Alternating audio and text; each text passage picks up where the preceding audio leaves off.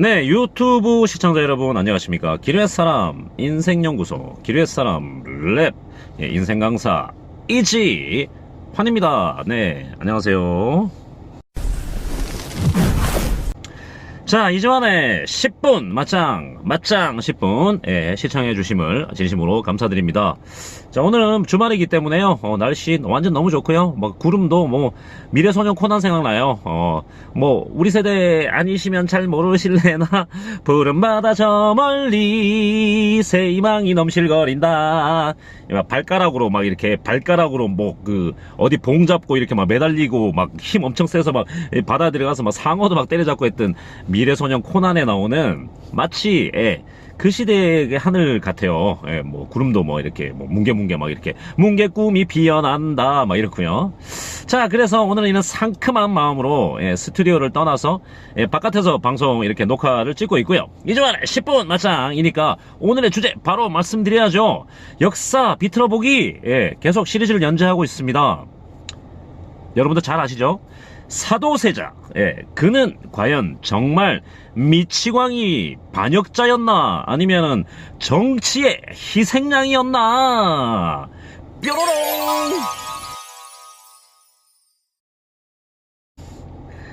방금 사진 하나 보셨죠?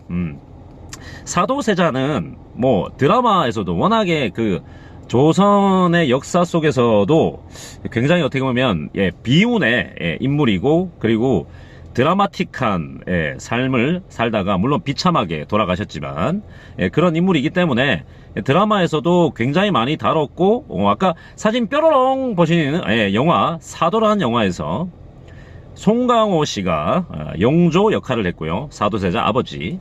그 다음에 유아인 씨가 사도세자 역할을 했죠. 그죠? 그리고 영화 맨 마지막에 또 약간 영화에서 생뚱맞긴 했는데, 사도세자의 아드님이 이제 정조대왕이 되시잖아요. 정조대왕 역할을 좀 약간 생뚱맞긴 한데, 소지섭이 출연을 했었습니다. 사도세자의 와이프는 해경궁 홍씨라고 하는 분인데, 그분의 역할은 원래는 우리나라의 원조 국민 여동생이었죠. 원조 국민 여동생 문근영 씨. 아무튼 그런 역할을 했었다. 근데 사도라는 영화로 이제 좀 많이 알려져 있고요. 드라마로 많이 알려져 있는데, 자, 여기서 역사 비틀어보기입니다. 역사 다시 보기도 아니고, 제가 이제 사도세자 얘기를 조금 드리려고 하는 것은 일반적으로 영화에서도 많이 다루고, 그리고 이제 소위 말하는 한국 역사계에서 정설로 받아들여지는 부분은 사도세자가 또라이였다는 거죠.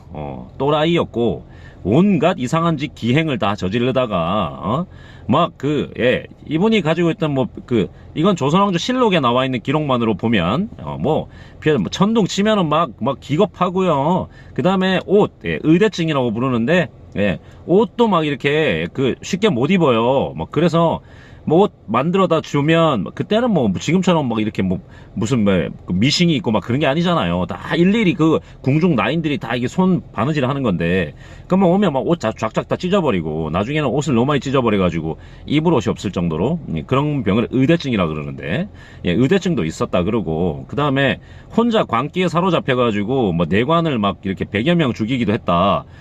내관과 그 다음에 궁정 나인들을 이렇게 죽이기도 했다. 이런 것도 있고, 아버지를 모시는 상궁이죠. 당시에 사도세자가 돌아가실 때 자기는 왕세자 신분이었고, 아버지는 용조가 왕이었으니까. 근데 우리 알잖아요, 그죠? 이게 구중궁궐 안에 들어있는 모든 궁녀들은 다 왕의 소유거든요. 근데 아무튼 아버지 허락도 없이 아버지 친박 나인이라고 하는 박빙애라고 하는 그런 여자도 이렇게 자기가 후궁을 삼기도 하고, 아무튼 이런 눈에 이렇게 가시가 될 만한 좀 이상한 짓을 많이 했다라는 기록은 실제로 조선왕조 실록에 나와 있습니다. 그래서 어느 정도는 사도세자께서 좀 이렇게 좀 어딘가 좀 약간 이상한 부분이 있었다는 것에 대해서, 정신병이 있었다는 것에 대해서는 어느 정도 인정을 해야 될 것 같아요. 근데 이제 여기서 소위 이제 재야사학자 들이나 아니면은 좀 다른 시각으로, 지금 역사 비틀어보기 시간이니까 다른 시각에서 보시는 분들이 좀 계시거든요. 대표적인 분이 이덕일 선생님이 계세요. 한국민족문화연구소 아마 소장이실 거예요. 예, 그 이덕일 뭐 그분 책도 좀 읽어보시면 되게 재밌어요. 그 여러 가지 그 뭐 주제로 그 근대사 관련된 책들도 있고요.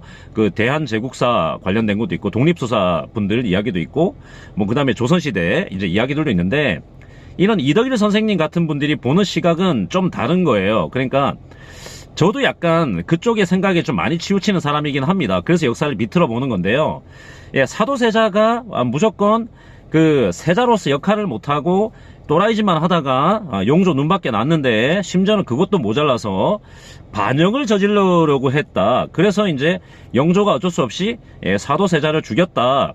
라고 하는 것에는 몇 가지 기반한 근거들이 조금 있는데요. 아까 방금 말씀드린 대로 조선왕조 실록에 좀 나와 있는 그런 그 사도세자의 좀 이렇게 좀 기행행과 관련된 그런 부분들이 있고, 그 다음에 사도세자의 그 와이프, 그 다음에 정조대왕의 엄마 해경궁 홍씨라고 말씀드렸죠. 그 해경궁 홍씨가 남긴 한중록이라고 하는 책이 있어요. 근데 그 책의 내용을 가지고 이제 사도세자가 어쩔 수 없이 이제 그렇게 돼서 뭐 어쩔 수 없이 죽였다. 이런 식으로 이제 소위 말하는 역사학자들이 많이 그걸 정사라고 얘기를 하고 있고요. 그다음에 그 생각 외에 다른 생각을 하려고 하는 사람들의 생각을 좀 배척하는 경향이 있거든요. 자, 그러면 다른 쪽을 이덕일 선생님 같은 분들이 얘기하는 다른 쪽의 시각을 좀 보자는 얘기예요. 비틀어 보기니까. 사도세자는 아버지 영조가 왕이 되었을 때 아버지 영조가 가지고 있던 어떤 정치적인 위치가 좀 있었거든요. 근데 당시에 그 영조가 왕이 되는 계기가 좀 어떻게 보면 석연치 않은 구석이 좀 있어요. 왜냐하면 영조는 무수리의 아들이에요. 무수리는 궁중의 나인들 중에서도 가장 계급이 낮은, 가장 허드렛 일을 하는, 그 엄마가 그 무수리 출신이에요. 그러니까 그 뭐 소위 말하는 정통성이라는 면에서 굉장히 핸디캡이 있었고요. 영조라는 왕 자체가. 영조의 형이 이복형이에요. 경종이라는 왕인데 그 정말 잘 아시는 장희빈, 장희빈 잘 아시잖아요. 그죠? 장희빈의 아드님이시거든요. 근데 그분이 되게 갑자기 왕이 되셨다가 갑자기 돌아가시는데, 갑자기 돌아가신 이유 중에 하나가 영조가 형한테 이렇게 드시라고 그 간장게장을 드렸는데 그걸 드시고 경종이 돌아가시거든요. 그래서 영조는 끊임없이 형을 독살한 어떤 동생이다, 그 형을 독살하고 왕이 된 사람이다라는 것에 대한 끊임없는 그 핸디캡에 시달렸어요. 왕이 돼 있는 동안에. 근데 당시에 이 영조를 왕으로 밀어주고, 경종의 동생이니까 왕으로 밀어주고, 근데 다른 왕자들도 있었거든요. 근데 그리고 영조 시대에 끊임없이 어떤 세력을 발휘하는 대신들 무리가 노론이라고 하는 세력이 있어요. 노론이라고. 근데 이 노론이라는 세력의 비호를 받아서 영조가 왕이 됐기 때문에 본인이 왕이 되고 난 다음에도 노론들이 하는 정치를 영조가 이렇게 쉽게 거부하기가 좀 힘들었었어요. 계속 이제 어떤 그 정통성에서 밀리니까. 근데 그러고 있다가 사도세자가 자라면서 사도세자는 아버지의 그런 모습이 싫었던 거예요. 그래서 자연스럽게 노론을 멀리 했고요.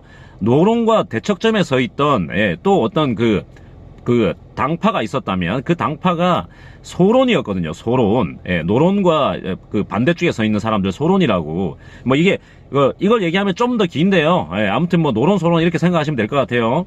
근데 소론 쪽에 지지를 많이 받았고 실제로 사도세자는 소론 쪽하고 굉장히 친하게 지내려고 노력했어요. 근데 그러다 보니까 노론 세력들은 본인들이 유지하고 있는 기득권이라고 하는 게 있는데, 자, 이 기득권이라고 하는 게 그 사도세자가 그렇게 죽고 그다음에 정조가 또 정조도 굉장히 석연찮게 돌아가시거든요. 갑작스럽게 돌아가시는 경향이 있어요. 이게 나중에 또 기회 되면 또 말씀드릴게요.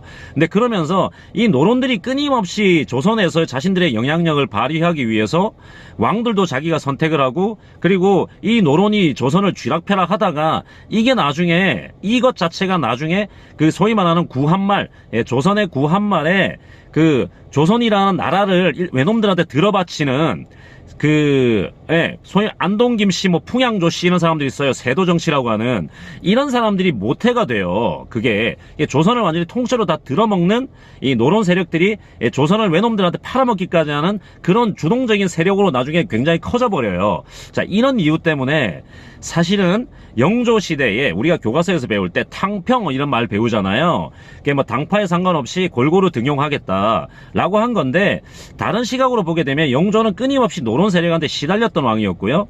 그 다음에 사도세자는 그 노론 세력의 반기를 들었던 사람이었던 거죠. 근데 그러다 보니까 이 해경궁 홍씨의 아버지가 홍봉환이라는 사람이고 홍봉환의 동생이 홍인환이라는 사람인데, 이 사람들은 장인댁이잖아요. 사도세자 입장에서 볼 땐. 근데 이 장인들이 앞장서 가지고 사도세자를 뒤주에 갇히게 해서, 심지어는 뒤주 자체도 갖다 바친 사람이 홍봉환이라는 장인이었고요.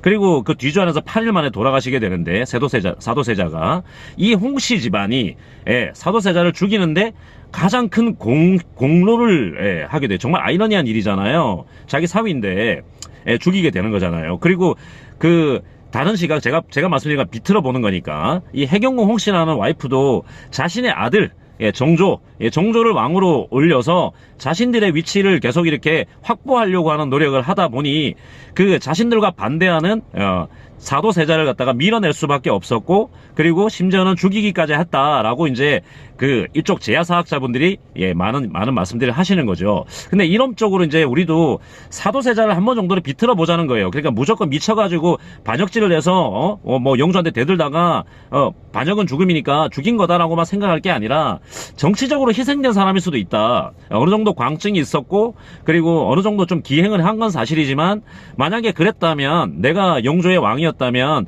그냥 아들내미니까 세자는 패하더라도 유배를 보내서 그냥 이렇게 꼼짝달싹 못하게 하고 살려둬도 되는데, 굳이 그 전에 전대미문에 뒤주를 갖고 와서 그 아들을 거기다 집어넣고 죽여야 했냐. 일단 그게 의문인 거고요. 그 두 번째는, 사도라는 이름을 영조가 내려요. 그 시호를. 사도세자가 돌아가시고 난 다음에 영조가 아들을 위해서 그 시호를 내리는 거거든요. 이 사자는 생각할 사자고요.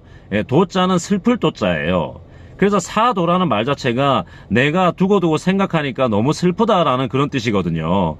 본인이 아들을 죽이고 싶어서 죽인 것만은 아닐 수도 있겠다, 이런 말만 봐도 어떻게 보면 정치 세력에 좀 이렇게 밀려가지고 어쩔 수 없는 선택을 한 것이 아닌가, 그렇게 보면 영조라는 왕도 굉장히 비극적인 왕이 되는 거죠. 자, 이 시간은 역사 비틀어 보기 시간이었습니다. 그래서 우리가 역사에 정말 많은 주인공으로 등장하는 사도세자를 볼 때, 그리고 정말 훌륭한 성군을 낳게 되는 이 사도세자를 바라볼 때 무조건 도라이였어 라고만 생각할 게 아니라, 그냥 어떻게 보면 조선도 정치를 하는 나라였으니까, 그리고 그 정치 세력이 너무 강했고 그 정치 세력에 반대하다가 숙청당한 비운의 왕세자로 생각해보면 어떨까요? 그리고 실제로 그 노론이라는 세력은 계속 커져가지고 나중에 조선을 다 삼켜버려요. 삼키고 나라를 팔아먹는데 1등 공신 역할을 하게 됩니다. 자, 이런 부분은 여러분들께서 역사에 관심이 좀 없더라도 조금씩, 제가 이런 말씀 드릴 때 조금씩 찾아보시고 공부해 보시면 재밌을 거라고 생각해요. 자, 이렇게 또 오늘 방송을 마치겠습니다. 지금까지 인생 강사 이주환이었습니다. 10분 맞짱 여기서 마칠게요. 안녕.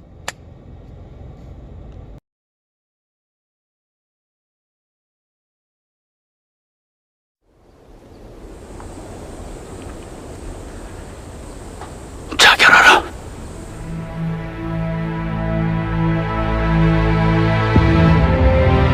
전하, 침전해 드실 시간이 지났사옵니다. 아비가 자식을 위해 책을 만드는데 자네 같으면 잠이 오겠는가? 왕가에서는 자식을 원수처럼 여긴다 했다. 네가 왕이 되면 알 것이다.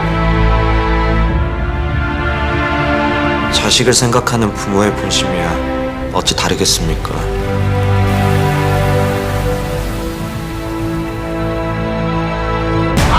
이 나라 군대가 당신들 침묵을 도모하는 곳이오. 왕은 결정하는 자리가 아니야. 신하들의 결정을 윤호하고 책임을 묻는 자리. 예, 다 제 잘못입니다.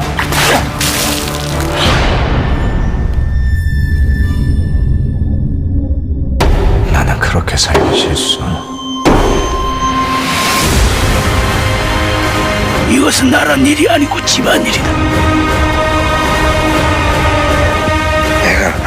것은 아버지의 따뜻한 눈길 한 번, 다정한 말 한마디였어. 아비를 살려주소서. 이것이 우리의 운명이다.